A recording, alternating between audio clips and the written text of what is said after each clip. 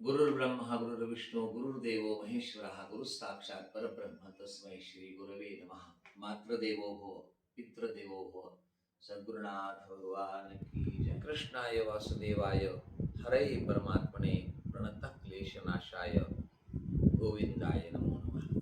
नमस्कार. मी पंडित कैलास तुळशीदास महाराज रामदासी मंगरुळकर, शिवसमर्थ ज्योतिष बीड. श्रोते हो, प्रत्येकी 3 वर्षाला एकदा अधिक मास येतो. अधिक मास म्हणजे नेमकं काय? त्यामध्ये कोणती कामं करावीत, कोणती करू नयेत, कोणते शुभकर्म करावेत, कोणते पुण्यकर्म करावेत, कोणते कामणिक कर्म करावे, इत्यादी इत्यादी सर्व हा बऱ्याच वेळेला आपण धर्मपालन कसं करावं याबद्दलच्या शंका समाधानाचा विषय येतो. त्याला शास्त्रार्थ काय आहे हा फार महत्वाचा विषय आहे. का तर श्रद्धांबरधेतेषा, कोणतेही काम श्रद्धेनं व्हावं. आता अधिक मासाबद्दलचा जर विचार करायचा असेल तर अधिक मास नेमकं केव्हा येतो, त्याचं समीकरण कसं आहे, अर्थात त्याचा गणितीय पद्धतीनं विचार कसा केला जातो. भारतीय सनातन वैदिक हिंदू पद्धतीप्रमाणे कालगणनेचे 2-3 वेगवेगळे प्रकार आहेत, ज्यामध्ये विक्रम संमत, शक संमत, मारवाडीय संमत, गुजरातीय संमत आणि आंग्ल पद्धती अर्थात इंग्रजी कालगणना पद्धती. आता बऱ्याच वेळेला प्रश्न असा पडत असेल की भारतीय हिंदू संस्कृतीवरती बाह्य संस्कृतीचा पगडा सध्या दिसून येतोय. सर्वसाधारणतः विचार केला तर 12 महिने येतात इंग्रजी पद्धतीप्रमाणे, आणि इकडे 3 वर्षाला एकदा 13 महिने का येतात सांगतो.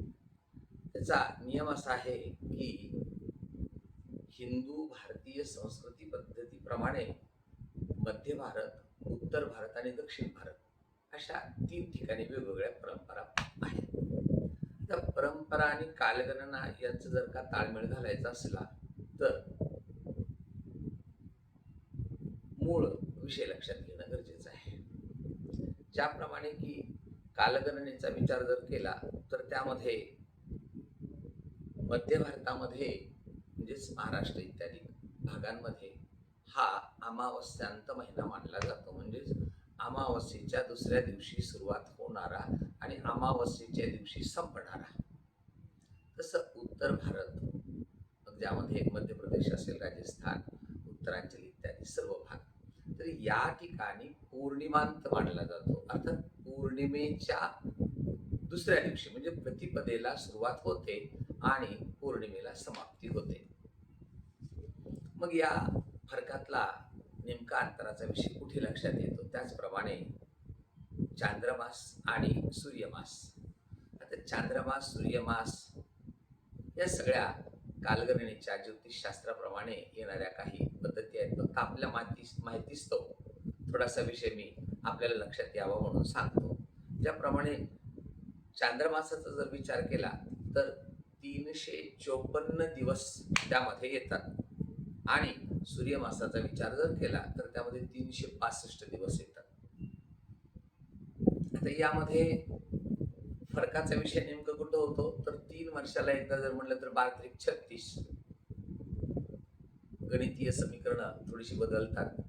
प्रत्येक वर्षाला जर का 10.5 तासांचा अंदाजित एक 10.5 तासांचा कालावधी जर वाढीव होत असेल दरवर्षी, तर त्यामध्ये 3 वर्षात एकूण जवळपास 30 ते 31 दिवसांचा कालावधी वाढतो.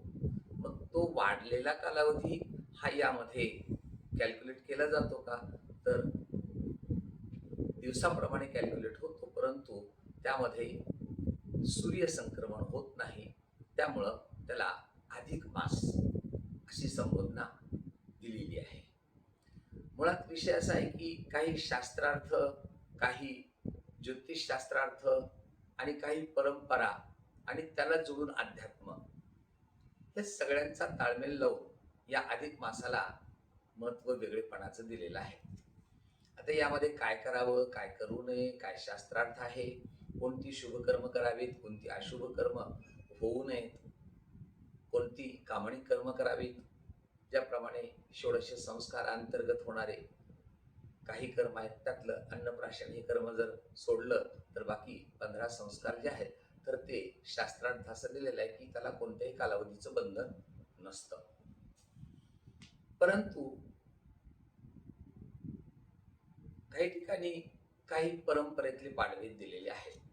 आता आपण सुरुवात या ज्योतिषशास्त्रापासून करू, कारण का तर भारतीय ज्योतिष पद्धतीप्रमाणे जर विचार केला तर साधारणतः 12 ते 36 म्हणजे 36 महिन्यांचा कालावधी या ठिकाणी गृहीत धरला जातो आणि 31 दिवसांच्या आसपास हा कालावधी वाढीव येतो. तर त्यामध्ये 32 महिने आणि 16 दिवसांनी ज्योतिषशास्त्राप्रमाणे येणारा हा अधिक मास आहे. मग 2.5 महिन्यांचा फरक कुठे येतो, तर क्षयतिथी आहे इत्यादी. हे कॅल्क्युलेशन खूप विस्तृत आहे, त्यामुळं त्या छोट्या व्हिडिओमध्ये त्याबद्दल विस्तृत चर्चा होणार नाही. त्यासाठी स्वतंत्र एखादा व्हिडिओ केला जाईल. मुळात जो वाढीव कालावधी आहे, ज्यामध्ये सूर्यसंक्रमण घडत नाही, अशा कालावधीमध्ये शुभकर्म करू नयेत, त्याचे अशुभ फलादेश असतात. त्यामुळं कदाचित भक्ती मार्ग, उपासना मार्ग यामध्ये जे काही 9 प्रकारचे वेगवेगळे मार्ग सांगितलेले आहेत, जसं की श्रवणम कीर्तनम यस्य विष्णुर पादसेवनम अर्चनम वंदनम दास्यम सख्यम आत्मनिवेदनम, यामधला श्रेष्ठ मार्ग फक्त एकच आहे, नामस्मरण. मग नेमकं या कालावधीमध्ये कोणकोणत्या ग्रंथांचं, कोणकोणत्या देवतेंचं स्मरण करावं, तर स्पष्टपणाने एकच सांगितलेलं आहे. स्पष्टपणाने यासाठी बोललो की बऱ्याच लोकांचा भावनिकतेचा ओघ हा सगळ्याच देवांसाठी असतो असं नाही आहे. चैत्रापासून ते फाल्गुनापर्यंत आणि या फाल्गुना व्यतिरिक्त येणाऱ्या 13व्या महिन्यापर्यंत सगळ्या महिन्यांसाठी एक स्वतंत्र प्राधानिक देवतेचं महत्व दिलेलं आहे. विस्तृत विषय असल्यामुळे थोडक्यात सांगतो. जसं चैत्र मासामध्ये रामनवमी असेल, म्हणजेच विष्णूलाच महत्व आहे. पौर्णिमांचा जर विचार केला तर महारुद्र हनुमानजी बजरंगबलीला महत्व आहे. त्याचप्रमाणे वैशाख मासामध्ये मित्रांना महत्व आहे. अक्षय तृतीया आहे. ज्येष्ठ मासामध्ये महिलांसाठी सौभाग्याचं वट सावित्री पौर्णिमा इत्यादी सर्व दिले. मग या 12 महिन्यांसाठीची व्यवस्था आहे, परंतु या 13व्या महिन्यासाठी कोणीच तिथं मालक नाहीये का? मग त्या महिन्याला काही महत्वच नाही का? मग त्याला मलमासच का म्हणायचं? असं नाही आहे. याच महिन्याला वेगवेगळ्या संबोधना आहेत. जसं की अधिक मास म्हणजे वाढीव आलेला आहे म्हणून तो अधिक मास. मग त्याचं स्वामित्व कुणाकडे जाणार, तर भगवान महाविष्णूंनी स्वतः त्याचं स्वामित्व घेतलेलं आहे आणि त्यामुळं या महिन्यामध्ये फक्त आणि फक्त विष्णूंचं स्मरण करावं. बरेच लोक भावनिकतेमध्ये म्हणतात की शिवपुराण इत्यादी. आपली उपासना अवश्य करा, परंतु या महिन्याचा महत्वाचा विषय लक्षात घेतला तर महाविष्णूंचीच उपासना व्हावी असं शास्त्रार्थात स्पष्ट आहे. ज्याप्रमाणे श्रावण महिन्यामध्ये फक्त महादेवालाच महत्व दिलेलं आहे, मग तिथे विष्णू स्मरण करू नये का? करावं, परंतु परंपरेनं. जसं की संप्रदायाप्रमाणे जर विचार केला तर वारकरी संप्रदाय फक्त आणि फक्त पांडुरंग भक्तीमध्येच आहे. पांडुरंग हे सुद्धा रूप महाविष्णूंचंच आहे.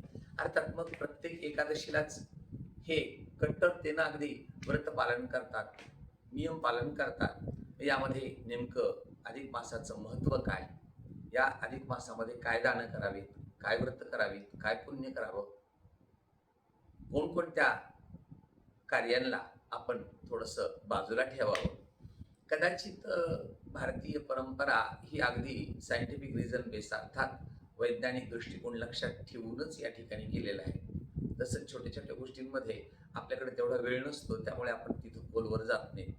ज्याप्रमाणे ब्रह्ममुहूर्तात उठावं, ब्रह्ममुहूर्तामध्ये सगळ्या देवतेंचा पूर्ण आशीर्वाद मिळतो का? तर ब्रह्ममुहूर्तामध्येच एक कालावधी असा असतो की की त्या कालावधीमध्ये केलेलं सगळं कर्म, सगळ्या प्रकारची स्मरण हे अगदी अनेक पटीनं मनाला समाधान देतात. मग प्राकृतिक आणि मानसिक स्वास्थ्य पाहिजे असेल तर निश्चित ब्रह्ममुहूर्ताला महत्त्व द्यावं. आता या महिन्यामध्ये नेमकं काय करावं? कोणकोणती कर्म करू नयेत आणि कोणती कर्म करावीत? आता कोणती कर्म करू नयेत याबद्दल अगोदर विचार आपण असा करू. काम आणि कर्मामध्ये जसे षोडश संस्कार दिलेले आहेत, की चौल, उपनयन, लग्न, विवाह, त्यानंतर वास्तुशांती असेल, इत्यादी सगळे काही. षोडश कर्मातल्या फक्त एकाच कर्माला मात्र शास्त्रार्थाने या ठिकाणी संमती दिलेली आहे, ते म्हणजे अन्नप्राशन. ज्यावेळेला बालक 6 महिन्यांच्या पुढची कालक्रमणा करतं आणि त्याला प्रथम अन्नप्राशन करायचं असतं, तो संस्कार मात्र निश्चितपणानं या ठिकाणी करता येतो. बाकी संस्कार करू नयेत, असा शास्त्रार्थ आहे. मग याच महिन्याला वेगवेगळी नावं काय दिलेली आहेत? यामध्ये मलमास असाही शब्दोच्चार येतो. तसेच अधिक मास, त्यालाच कोणी पुरुषोत्तम मास. का? तर नारायण प्राधान्यता या ठिकाणी आहे. महाविष्णूंनी स्वतः त्याचं स्वामित्व घेतलंय, त्यामुळे पुरुषोत्तम मास देखील म्हणतात. मग यामध्ये मांगलिक कार्य करू नयेत. मग मांगलिक कार्यामधला विषय जर संपला तर मग नेमकं यामध्ये काय करावं? तर यामध्ये होईल तोपर्यंत आपण ग्रंथ वाचन करावं, विष्णूशी संबंधित भक्ती करावी. विष्णू भक्ती कोणकोणती होईल? तर जसं की ग्रंथ पठनामध्ये विशेषत्वानं श्रीमद भागवत महापुराण हे श्रवण करावं, किंवा स्वतः जर का येत असेल तर स्वतःही पठन केलं तर अतिउत्तम. मोक्ष साधनेचा सगळ्यात मोठा मार्ग महाविष्णू आहे. तर त्या ठिकाणी श्रीमद भागवत असेल, भगवद्गीता असेल, विष्णू सहस्रनाम असेल, गोपाल सहस्रनाम असेल, नव्हे तर ज्याप्रमाणे भगवद्गीतेची टीका म्हणजे ज्ञानेश्वरी, तद्वत भक्ती मार्गातील वारकरी संप्रदायातील एक साधा आणि सोपा नियम, तो म्हणजे भगवत स्मरण, ज्यामध्ये आहे हरिपाठ. हरिमुखे म्हणा, पुण्याची गणना कोण करे. ज्या ठिकाणी आपल्याला श्रद्धेनं भगवत चिंतनाचा लाभ आणि आनंद दोन्ही मिळतात, अशा प्रकारचं सगळं विष्णूशी संबंधित असलेलं चरित्र वाचावं. मग कृष्ण चरित्र असेल, पुरुष सुक्त असेल, स्त्री सुक्त असेल, किंवा कोणता जप असेल. जपामध्ये ओम नमो नारायणाय आहे, ओम नमो भगवते वासुदेवाय आहे, कृष्णाय वासुदेवाय हरही परमात्मने, इत्यादी कोणताही जो आपल्याला आनंद देणारा आणि सोयीस्कर वाटणारा असा चित्त एकाग्रतेनं होईल तेवढाच श्रवणाचा, वाचनाचा आनंद घ्यावा आणि त्यामध्ये पुण्यकर्म प्राप्त करून घ्यावं. आता पुण्य आणि पाप याबद्दलची व्याख्या हा फार विस्तृत आहे. त्या कारणानं आपल्याकडून दैनिक आचरणामध्ये कायेनं, वाचेनं, मनानं, गुणानं होणारा कोणाचा अवमान असेल, शाब्दिक उपमर्द असेल, तर त्या सगळ्या कायिक, वाचिक, मानसिक, सांसर्गिक, स्पष्ट, अस्पष्ट इत्यादी इत्यादी, भुक्त, अभुक्त, पीत, अपीत, सगळ्या बाकी दोषांचा त्या ठिकाणी विनाश करायचा असेल तर निश्चितपणानं अधिक मास हा सगळ्यात मोठा संधीचा लाभ आपण घेतला पाहिजे. यामध्ये ग्रंथ वाचन झालं तर मग विष्णू भक्तीमधला अगदी तुम्हाला हवन इत्यादी करायचं असेल तर श्रीमद भागवत ग्रंथाचं दशमस्कंदाचं भागवत स्वाहाकार करावा, विष्णू याग करावा. महाविष्णूचे अष्टोत्तरशती अर्थात 108 नावांचं स्मरण आहे, विष्णू सहस्रनामाचं स्मरण आहे. झालं शक्य तर रोज एक साधारणतः 3 किंवा 4 पाठाचं ॲव्हरेज जर ठेवलं तर महिन्याभरामध्ये एकूण 108 पाठ स्वतःचेच होतात. जितकं होईल तितकं हे निश्चितपणानं करावं आणि त्यासाठी अधिकस्य अधिकम फलम, ज्यांना अधिकात अधिक फल प्राप्त करायचं आहे त्यांनी निश्चित अधिक मासाचा लाभ घ्यावा. मग त्यामध्ये भक्ती मार्गामध्ये नेमकी अशी कोणतीही वेगळेपणातली भूमिका सांगितलेली नाही. अगदी चित्त एकाग्रतेनं, प्रसन्न चित्तानं भगवत चिंतन केलं तर निश्चितपणानं भगवत प्राप्ती ही होतेच.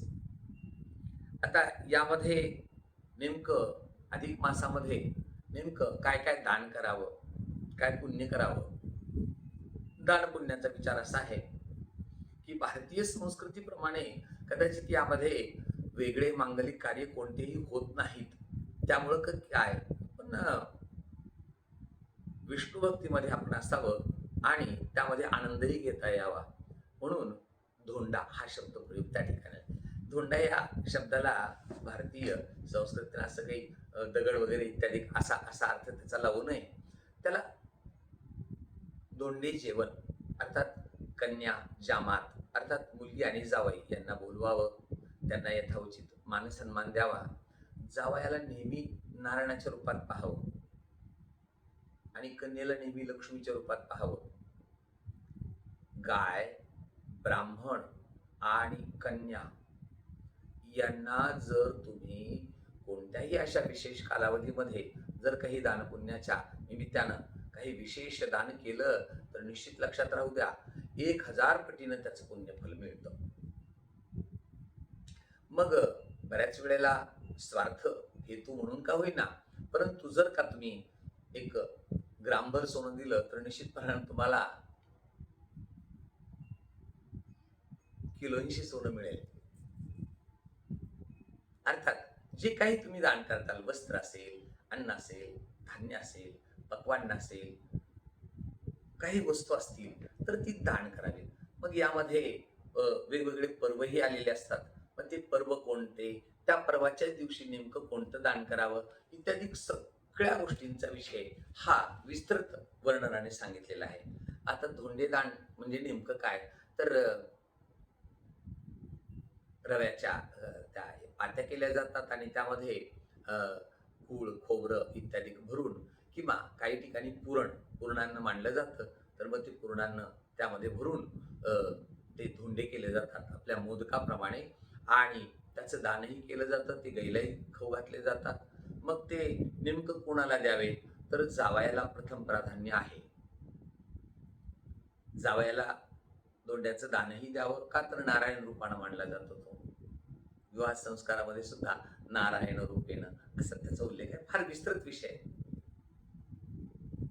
कन्येला लक्ष्मी रूपेनं. मग कन्येचा आणि जावयाचा जर सत्कार सन्मान हा लक्ष्मी आणि नारायणाच्या रूपात झाला तर न मागे दयाची रमा होईल असे. तुम्ही कोणत्याही प्रकारे नारायणाची भक्ती केली तर लक्ष्मीला नारायण सेविका म्हणून त्या ठिकाणी यावंच लागतं आणि ती येतेच, हे निश्चित आहे.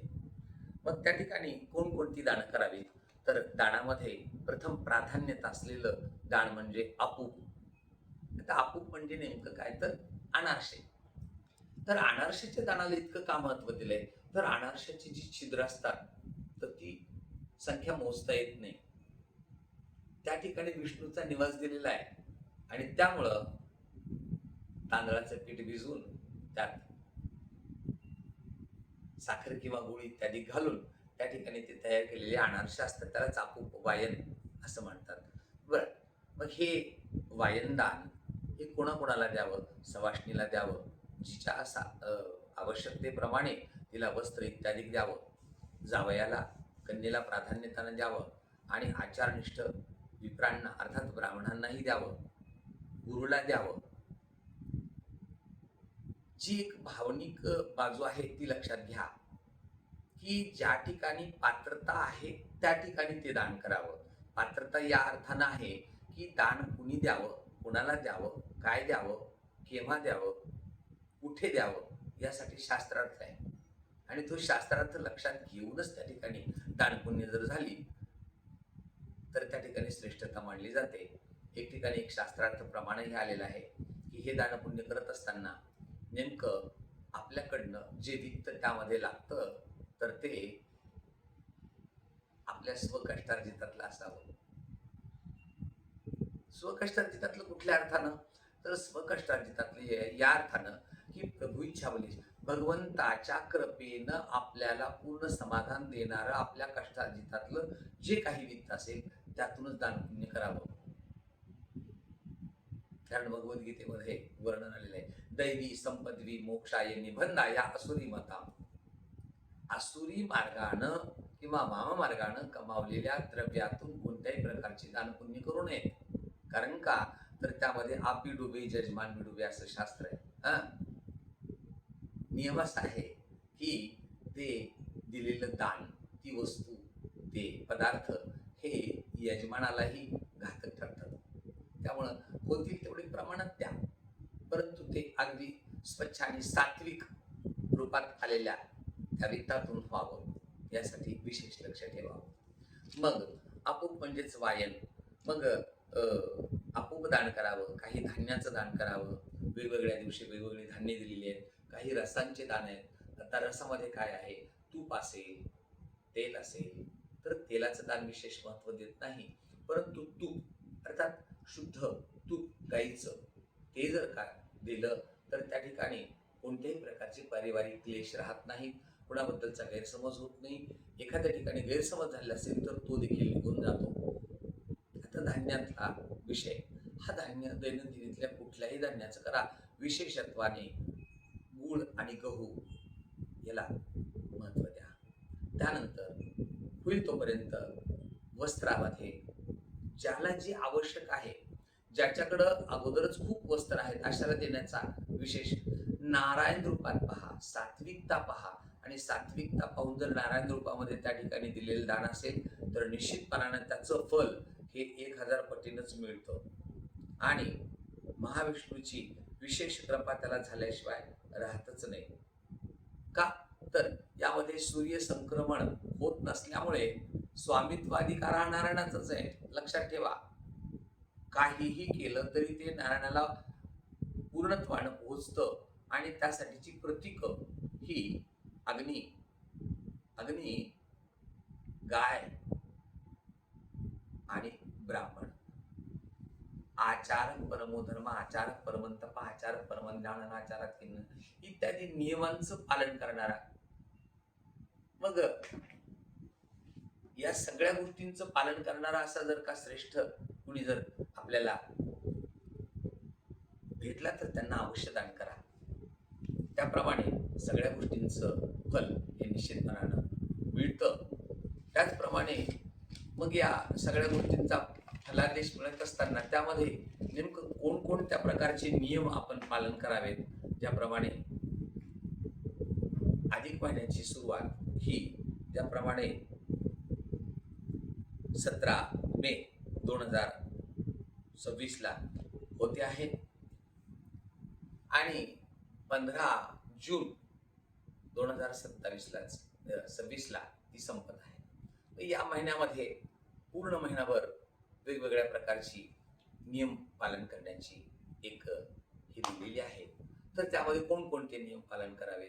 मग एक गुप्त नियम आहे, अर्थात एकाच वेळेला जेवण करणं.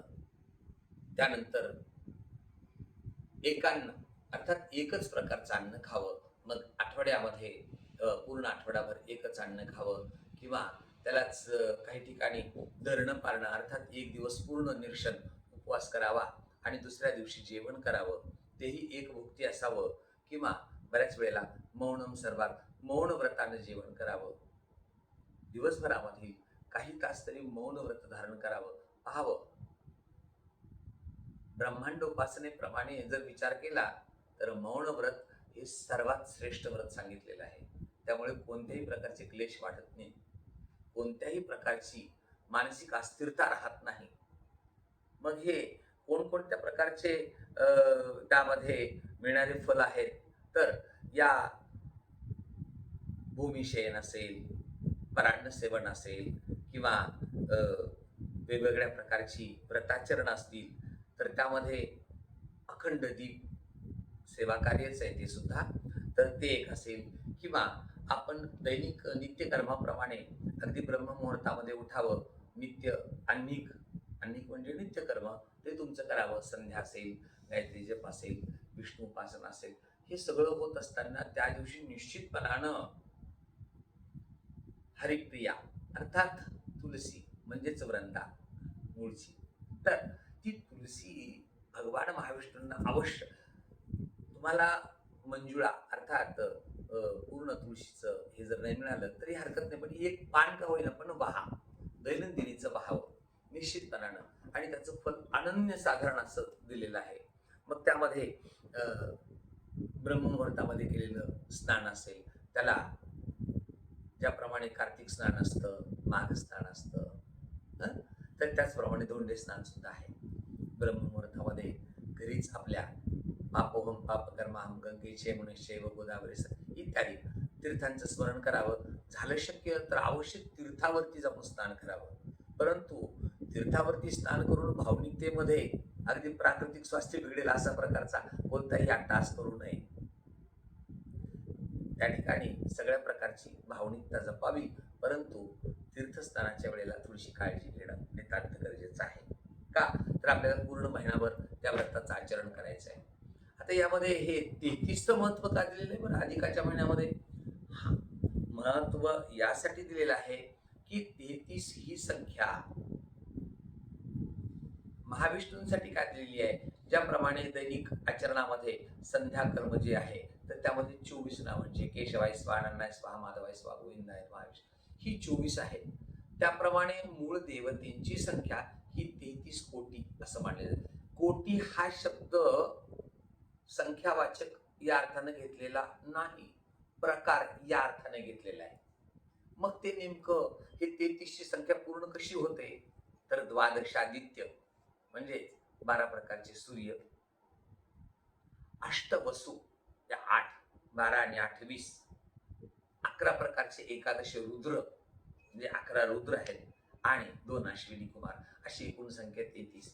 म्हणून करता 33 कोटी, कोटी हा प्रकार, तर या 33 प्रकारच्या देवतेंना आपल्याकडनं जावं, आणि म्हणून करता धोंड्याचा महिना संपल्यानंतर सुद्धा ज्यांचे काही नियम पालनामध्ये काही अडीअडचणी असतील, कुणाचे काही कुलवृत्ती असतील, कुणाची महावृत्ती असेल इत्यादी, तर त्या पुढील 3 दिवसांसाठी सुद्धा महत्व त्यामध्ये विशेषत्वानं दिलेलं आहे.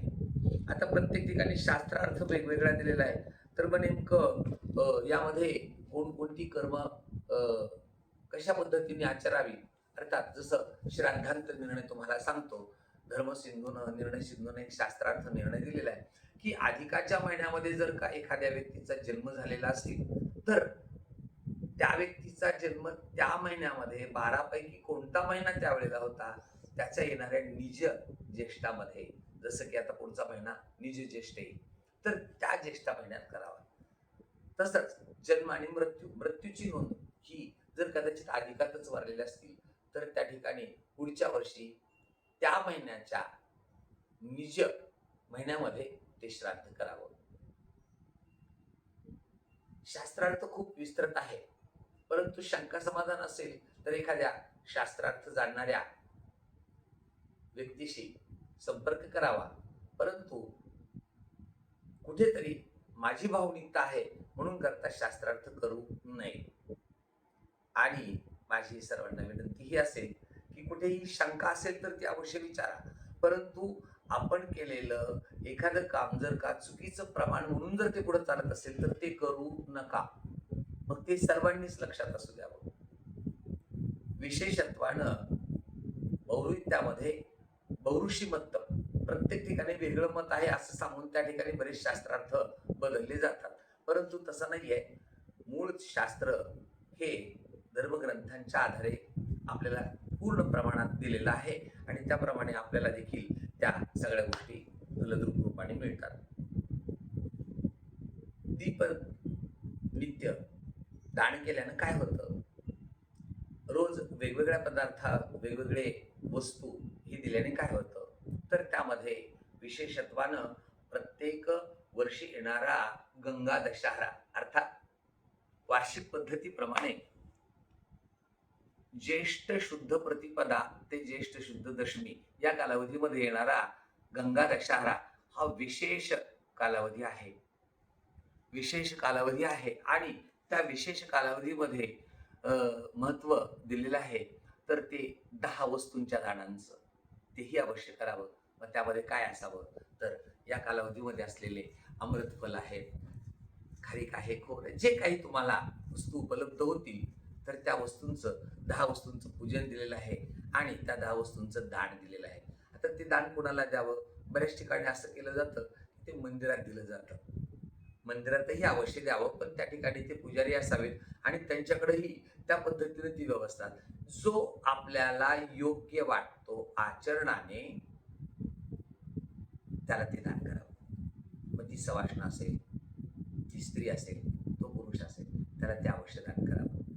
ज्याप्रमाणे अधिकस्य अधिकं फलम या नियमाप्रमाणे जास्तीत जास्त फल मिळवायचं असेल तर त्या ठिकाणी गंगा दशहरा हा कालावधी जो आलेला आहे त्याचाही पूर्णत्वाने अगदी उपयोग करावा आणि जास्तीत जास्त पुण्य हे आपल्या पदरी गाठी पाडून घ्यावं. आता या अधिक महिन्यातल्या आचरणाचे प्रामुख्याने मिळणारे चांगले फलादेश कोणते? तर 6 प्रकारचे दुकार हे आपल्या जीवनामध्ये नेहमी येत असतात. त्यामध्ये पहिलं आहे दुःख, दुसरं आहे दारिद्र्य, तिसरं आहे दुर्मनस्य, चौथा आहे दुर्बुद्धी, दुर्वासना आणि दुर्व्यसन. मग या 6च्या मुळे होणारा नेमका वेगळा परिणाम काय? तर दुर्गती आणि दुःस्वप्न. म्हणजे जे समोरच्या व्यक्तीलाही कधी आपल्याबद्दलची नकारात्मकता येणार नाही, तितकी नकारात्मकता स्वतःतच निर्माण होते. तर ती होऊच नये. दुर्गती कधीही कोणाचीच होऊ नये. का? तर त्यासाठी एक शास्त्रार्थ सांगितलेला आहे. मूळ या चर्चेशी संबंधित विषय नसला तरीही मुद्दाम सांगतो. ज्याप्रमाणे विचाराने लोक बांधील असतात, काही प्राणी मात्र बांधील असतात. श्वानाला गती, माणसाला प्रगती आणि साधू संत सत्पुरुषांना अधोगती ही कोणाचीच झालेली आवडत नाही. त्यामुळे साधू विचार असावा. साधू विचार म्हणजे इतरांबद्दल आदर ठेवावा, इतरांबद्दलचा सन्मान राखावा.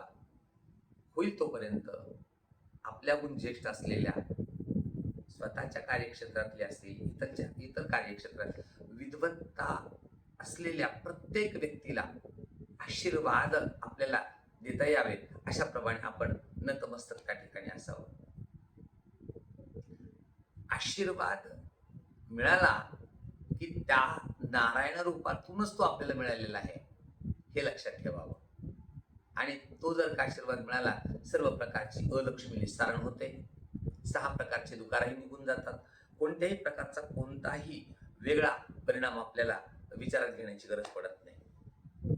आता यामध्ये येणाऱ्या पर्वणी कोणकोणत्या आहेत आणि त्यांचे कालावधी कसे आहेत याबद्दलही विचार त्या ठिकाणी शास्त्रार्थ मांडलेला आहे. ज्याप्रमाणे गंगा दशहरा हा आज सुरुवात होऊन, आज 17 तारखेला सुरू होऊन तो 25 तारखेपर्यंत राहतो. या 10 दिवसांच्या कालावधीमध्ये गंगा दशहरा दान पुण्य इत्यादी अवश्य करावेत. दुसरा आहे 19 मे. 19 मेला काय येत आहे तर गेल्या महिन्यामध्ये ज्याप्रमाणे संकष्टी चतुर्थी ही मंगळवारी आल्यामुळं अंगारक योग आलता, त्याचप्रमाणे या अधिकाच्या महिन्यामध्ये येणारी ज्येष्ठ शुद्ध विनायकी चतुर्थी ही मंगळवारी आलेली आहे. त्या कारणाने 19 तारखेला अंगारक योग सुद्धा त्या ठिकाणी आलेला आहे. आणि 21 तारखेला विशेषत्वानं नक्षत्रांचा श्रेष्ठत्व असलेला असा वेगळा सन्मान मिळालेला नक्षत्र राजा म्हणजे पुष्य आणि तो गुरुवारी आलेला आहे. त्यामुळं विशेषत्वानं 21 तारखेला गुरुपुष्यामृत योग सुद्धा आहे. मग गुरुपुष्यामृतावरती फक्त सोनं खरेदीच करावं का? नाही, सोनं दान सुद्धा करावं. मुलीला असेल, ब्राह्मणाला असेल, एखाद्या काय म्हणता येईल त्याला अगदी सात्विक स्त्रीला असेल, सात्विक सवाष्णीला असेल, सात्विक ब्राह्मणाला असेल, आपल्या स्वतःच्या गुरु महाराजांना असेल, पण त्या ठिकाणी सोनं गुरुपुष्यामृताला दान करावं. नुसतं खरेदीच करू नये, कारण संग्रह नुसता नसावा, दातृत्वही तितकंच असावं. कारण का? तर 1000 पटीनं फल मिळतं. आता त्यानंतरचा विचार जर केला तर या महिन्यामध्ये येणाऱ्या एकादशा, ज्याप्रमाणे आपल्या संवत्सरामध्ये येणाऱ्या एकादशीला प्रत्येकीला वेगवेगळं नाव येतं, परंतु या महिन्यामध्ये येणाऱ्या 27 मे आणि 11 जून या दोनही एकादशा कमला एकादशी म्हणून विशेषत्वानं आहेत. मग या कमला एकादशीचं महत्व काय? तर कमला हे महालक्ष्मीचंच नाव आहे आणि पुरुषोत्तम मास चालू आहे, फार विशेष पर्वणी आहे. त्या दिवशी अवश्य झालं शक्य तर वर्तमानामध्ये आता उष्णता खूप वाढलेली आहे, त्या कारणानं निर्जला करू नका, परंतु आहार हा मर्यादित घ्यावा. उपवासः म्हणजे उप म्हणजे देव आणि वास म्हणजे राहणे. देवतेच्या सानिध्यात राहणे म्हणजे शरीराची आवश्यकता, पंचमहाभूतांची आवश्यकता आहे तितका आहार घ्यावा, तितकं पाणी प्यावं, तितकंच जे काही बाकी तुम्हाला खानपान असेल ते करावं. अगदी ढेकरी येईपर्यंत काही खानपान करू नये. तो विनोदाचा विषय कीर्तनामध्ये येणारा की गाढवावणीचं पण एकादशी हा विषय नाही आहे. तो विनोदात्मक विषय समजावा. परंतु आहार हा आपल्यासाठी आवश्यक आहे तेवढा घ्यावा. आहारासाठी एकादशी नको. एकादशीसाठी फक्त शरीर रक्षतो धर्मः या नियमाप्रमाणे त्या ठिकाणी आहार व्हावा. त्यानंतरचं येतो 28 मे आणि 12 जून ह्या 2 विशेष पर्वणी म्हणजे प्रदोष कालावधी. जे शिवोपासक असतील त्यांनी प्रदोषाचं आचरण करावं, परंतु शिवोपासना ही नियमाप्रमाणे करावी. परंतु विष्णूचंच महत्व आहे हे आणखीन एकदा पुनरुच्चार करून सांगतो. यामध्ये हवन असेल, यजन असेल, याजन असेल, मग पितृकर्म कोणतं करावे, तर पितृकर्मामध्ये तर्पण असेल, जे काही मनुष्य तर्पण आहे, पितृतर्पण आहे, त्या सगळ्या गोष्टी अगदी यथाउचित कराव्यात, जेणेकरून विशेषत्वानं महत्त्व मिळेल. मग त्यामध्ये प्रदोषानंतर वेगवेगळे योग दिलेले आहेत. कोणकोणते महत्त्वाचे 2 योग आहेत, ज्याला आपण एरवी जर का त्या कुयोगावरती जर जन्म झाला तर त्याला दोष मानला जातो. जसं की व्यक्तिपात आहे, वैधृत्य आहे. मग व्यक्तिपाताला का महत्व आहे, तर व्यक्तिपाताच्या दिवशी भगवान सूर्यनारायणाच्या प्रीत्यर्थ नारळ पूजन केलं जातं, अर्थात श्रीफल नारळाचं पूजन करावं, ते अवश्य दान करावं. वैधृतीच्या दिवशी अवश्य तीळ आणि गुळ किंवा तिळगुळांचे लाडू करून ते अवश्य दान करावे. त्याचप्रमाणे व्यक्तिपाताच्या दिवशी घृत दान करावं, अर्थात तूप, शुद्ध तूप दान करावं. विशेषत्वानं सुवर्ण दान करावं. का, तर त्यामध्ये विशेष महत्त्व दिलेलं आहे. परिवारामधील छोट्यापासून मोठ्या सदस्यांपर्यंत सर्वांना भगवत कृपा व्हावी यासाठी विशेषत्वानं दानपुण्य करावे. त्यानंतरचा आहे 15 तारखेला येणारा विशेष पर्वणीचा योग, तो म्हणजे सोमवती अमावस्या. ज्याप्रमाणे काल शनी अमावस्या झाली आणि पुढची येणारी ते सोमवती, दोन्ही विशेष महत्त्वाच्या. सोमवती अमावस्या हे गंगास्नानासाठी विशेष महत्त्व देणारी पर्वणी आहे आणि त्या पर्वणीचा लाभ जर झाला तर सगळ्या गोष्टींचा आपल्याला जीवनामध्ये लाभ होत राहतो. भगवत चिंतन अवश्य करावं आणि अधिक मासाचा विशेष लाभ घ्यावा. शिवसमर्थ ज्योतिष बीड यांच्याकडून अधिक मासाच्या विशेष शुभेच्छा. जय श्रीकृष्ण. आपण आचरण करावं. भक्तिमार्ग निश्चित. विष्णवे नमः, विष्णवे नमः, विष्णवे नमः. कर्म संपलं की 3 वेळेला विष्णू स्मरण करत जावं आणि शेवटी एकच उच्चार करत जावा, तत्सत श्री ईश्वरार्पणमस्तु, तत्सत श्री कृष्णार्पणमस्तु. आपण केलेलं कर्म आहे, आपण फक्त प्रतिनिधी आहोत, पण ती त्याला समर्पित आहे याबद्दलचा उल्लेख शेवटला, ज्याप्रमाणे कुठल्याही पत्रामध्ये शेवटला सही केली जाते. मी कोण, तर मी एक तुमचाच पाईक आहे. भगवंताने भगवद्गीतेत भरपूर वर्णन केलेलं आहे. विषय विस्तृत आहेत. अधिकाचं महत्त्व, त्यामध्ये कोणती कामं करावीत, कोणती करू नयेत याबद्दलचा विस्तृत विषय. आणि विशेषत्वानं मी सर्वांना असं आवाहन करेल की शिवसमर्थ ज्योतिष या चॅनलला आपण अवश्य सबस्क्राईब करा, लाईक करा, हाच व्हिडिओ इतरांनाही पाठवा. आणि विशेष गोष्ट ही की सर्वांच्या आग्रहास्तव अधिक मासातील प्रत्येक दिवशी असलेल्या वेगवेगळ्या महत्त्वासाठी अधिक मास महात्म्य नावाचा जो ग्रंथ आहे त्याचा देखील आपल्याला दैनिक लाभ होणार आहे. अवश्य आपण पाहावं आणि भगवत चिंतनाचा लाभ घ्यावा. होईल तोपर्यंत भगवत चिंतनामध्ये आपलं जीवन समर्पित असावं. जय श्रीकृष्ण. नमस्कार. पुनश्च हार्दिक शुभेच्छा. भगवत चिंतन करा.